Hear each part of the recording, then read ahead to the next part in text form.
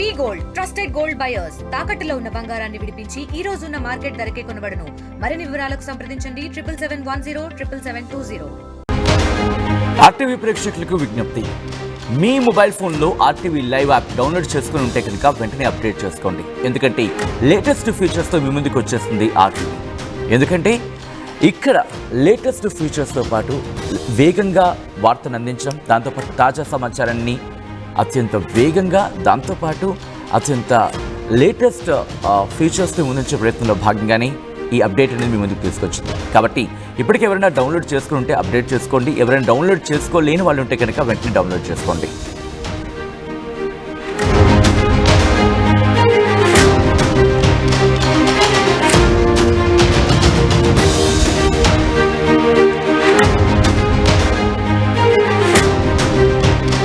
Big breaking news చూస్తున్నారు. గాజాపై మరోసారి విరుచుకుపడింది Israel. Israel నిర్వహించిన దాడుల్లో 95 మంది పాలస్తీనియన్లు మరణించినట్టుగా తెలుస్తోంది. ఇప్పటికే 440 మందికి తీవ్ర గాయాలయ్యాయి. గాజాలో 3 చోట్ల మానవీయ సాయాన్ని నిలిపివేశామంటూ గాజా హ్యూమనిటేరియన్ ఫౌండేషన్ చెప్పుకొచ్చినట్టు అర్థం చేసుకోవచ్చు. ఎందుకంటే అక్కడ ఆ కేంద్రాల దగ్గర కాల్పులు జరుగుతుండడమే దీనికి కారణంగా తెలుస్తోంది. These are the disturbing visuals. Your description is advised. ఈ కథనం మిమ్మల్ని కాస్త కలవరపరచవచ్చు. దీనికి సంబంధించి తగిన జాగ్రత్తలు తీసుకోవాలని ఆర్టీవీ సూచించడం జరుగుతోంది. గాజాపై దాడులకు దిగింది ఇజ్రాయెల్. గత కొన్నేళ్లుగా గాజాపై తన దాడిని కొనసాగిస్తోంది ఇజ్రాయెల్ జరిపిన దాడుల్లో సుమారు 100 మంది మృతి చెందినట్టుగా తెలుస్తోంది. మరి ముఖ్యంగా కొన్ని ప్రాంతాలు టార్గెటెడ్గా గాజా స్ట్రిప్లోని జబాలియా, డేర్ ఎల్ బలా, దాంతోపాటు ఖాన్ యూనిస్, ఈ 3 ప్రాంతాలకు సంబంధించి ఇజ్రాయెల్ మిలిటరీ దాడులకు పాల్పడినట్టుగా తెలుస్తోంది.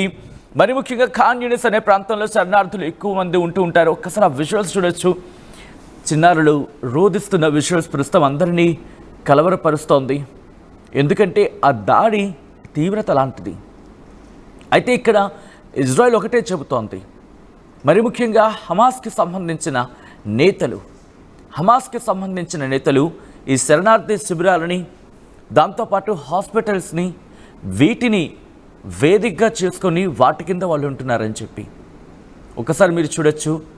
ఎంతమంది ప్రస్తుతం రోడ్ల మీదకి వచ్చేసారు. నిలువ నీడ లేక, తినడానికి తిండి లేక, తాగడానికి నీరు అందక వేలాది మంది నిరాశ్రయులయ్యారు.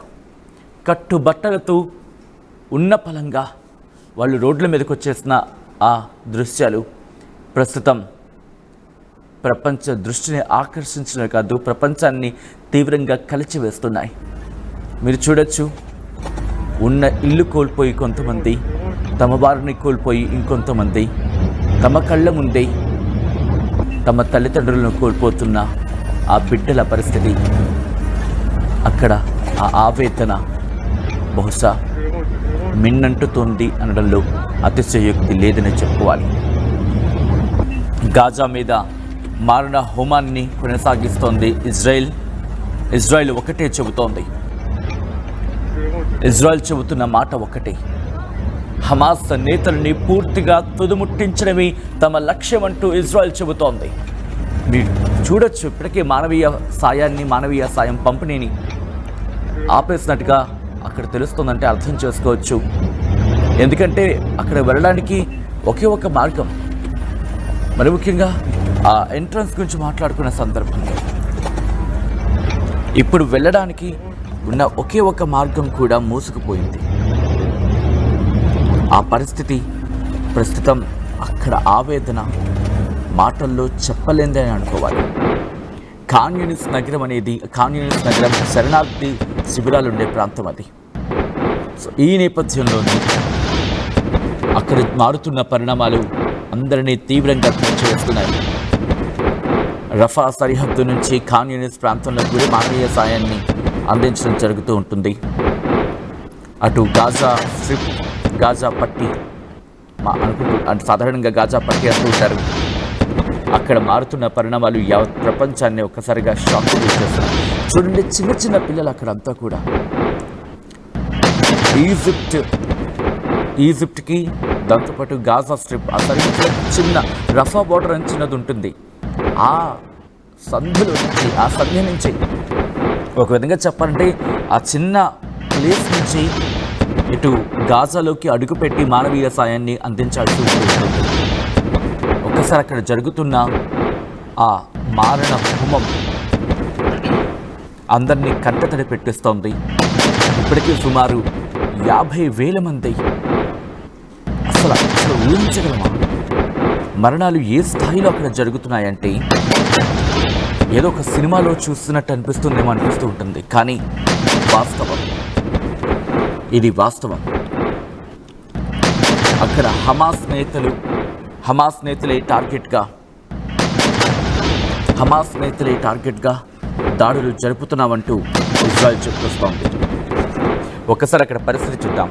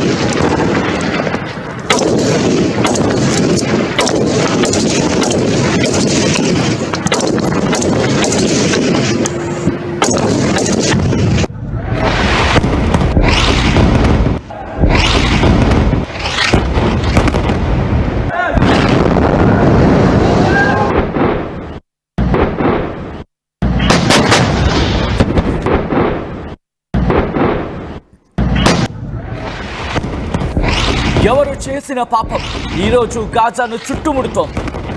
ఎవరు చేసిన పాపం ఈరోజు చిన్న చిన్న పిల్లలు ఈరోజు శిక్షను అనుభవిస్తున్నారు. పసి హృదయాలు అక్కడ ఆగిపోతున్నారు. మీరు చూడొచ్చు, చిన్న పిల్లలు వాళ్ళ కంట కన్నీరు బహుశా కలిచివేస్తోంది యావత్ ప్రపంచాన్ని. ఎందుకంటే ఇది కేవలం హమాస్ నేతలకు సంబంధించి, హమాస్ నేతలు పాల్పడుతున్న ఈ దుర్మార్గాలు. ఇటు గాజా, ఇజ్రాయెల్, మరి ముఖ్యంగా హమాస్ వర్సెస్ ఇజ్రాయెల్గా మారిందనే చెప్పుకోవాలి. దాంట్లో బలైపోతోంది సామాన్య ప్రజలే. మరీ ముఖ్యంగా అక్కడ పరిస్థితి మీరు చూస్తే కనుక పెద్ద ఆయన మీరు చూడొచ్చు, అక్కడ కూలిపోయిన ఆ ఇళ్లను మీరు చూడండి, కుమిలిపోతున్న ఆ పసి హృదయాలను చూడండి. ఎన్నేళ్లుగా జరుగుతోంది ఈ మరణము. ఇప్పటికే 56,000 మంది మృత్యువాత పడ్డారంటే అక్కడ పరిస్థితి ఏంటో అర్థం చేసుకోవచ్చు. ఆ దుర్మార్గులు హమాస్ నేతలేమో వీళ్ళ శిబిరాలని, వీళ్ళ శరణార్థి శిబిరాలని, వీళ్ళ హాస్పిటల్స్ని అక్కడ ఆక్రమించుకొని, బహుశా నేను ఆ పదం దుర్మార్గం అనే పదం హమాస్కి సంబంధించి వాటంలో తప్పలేదు అనుకుంటా. ఎందుకంటే వాళ్ళు కనుక నిజంగా ఒక పోరాట యోధులే అయి ఉంటే శరణార్థి శిబిరాలని వాళ్ళు ఎంచుకోరు. అక్కడ హాస్పిటల్స్లో కింద సొరంగాలు కట్టుకొని అక్కడ ఉండి ఇజ్రాయెల్ మీద దాడికి తెగబడరు. ఈ నేపథ్యంలోనే అక్కడ పరిస్థితి మీరు చూస్తున్నారు. ఒక్కసారిగా వాతావరణం మారిపోయింది. మళ్ళీ సుమారు 100 మంది మరణించినట్టుగా తెలుస్తోంది. వేలాది మందికి గాయాలయ్యాయి. వేల సంఖ్యలో వాళ్ళు రోడ్ల మీదకి వచ్చి నిల్చున్న పరిస్థితి. ప్రస్తుతం ఈ దృశ్యాలు ప్రతి ఒక్కరిని తీవ్రంగా కలిచివేస్తున్నాయి. ఎందుకంటే హమాస్ నేతలు పాల్పడుతున్న దుర్మార్గాలకి ఇజ్రాయెల్ శిక్ష వేస్తా అంటోంది. ఆ శిక్షకు హమాస్ నేతలు ఏ స్థాయిలో బలవుతున్నారో ఏమో, కానీ సామాన్య ప్రజలు మాత్రం దుర్భర జీవితాన్ని అక్కడ అనుభవించడం జరుగుతోంది. తినడానికి తిండి లేక, కట్టుకోవడానికి బట్టలు కూడా లేక, కట్టుబట్టలతో రోడ్ల మీదకి వచ్చేశారు. కటిక పేదరికానికి సంబంధించి మాట్లాడుకునే సందర్భంలో బహుశా ఈరోజు ఆ విజువల్స్ మీరు చూస్తున్నారు కదా, అక్కడ పరిస్థితి. ఈ కథనానికి సంబంధించి మీ అభిప్రాయాన్ని కామెంట్ బాక్స్లో మెన్షన్ చేసి ప్రయత్నం చేయండి. మరిన్ని వీడియోస్ కోసం ఛానల్ ని సబ్స్క్రైబ్ చేయండి. లేటెస్ట్ అప్డేట్స్ కోసం వాట్సాప్ ఛానల్ ని ఫాలో అవ్వండి. ఆ లింక్ డిస్క్రిప్షన్ లో ఉంది.